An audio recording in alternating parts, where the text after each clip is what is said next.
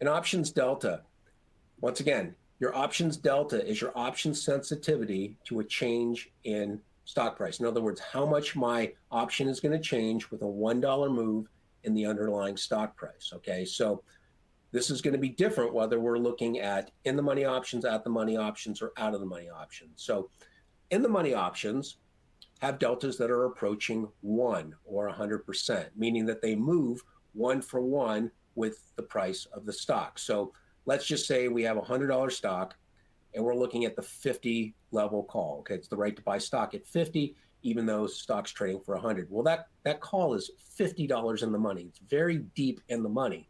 And because it's deep in the money, it's going to have a delta approaching 1. In other words, it's going to move 1 for 1 with the stock. If the stock goes up by $1, this call will move up by about $1.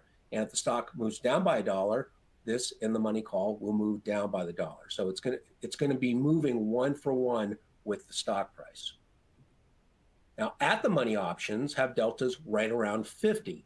In other words, they move about half as much as the underlying stock price. So if I'm looking at the 100 level call with the stock trading 100 and the stock goes up by $1, well, my option should go up by about 50 cents. Okay, if I'm holding a call option. If I'm holding a put option and the stock goes up, my option should lose about 50 cents. Okay, so at the money options have deltas right around 50. Now, out of the money options have deltas that are very low or approaching 0. So let's just say stock's trading for 100 and I'm looking at the 150 strike call that expires in a month.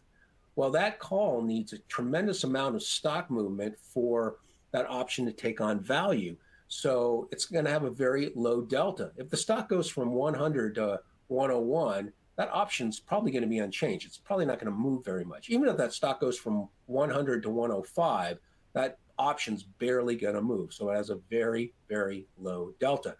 And this is why when you see out of the money options, whether they're calls or puts, typically are trading for low dollar amounts because once again, they're out of the money. They need a tremendous amount of movement, either up or down on the stock to take on value.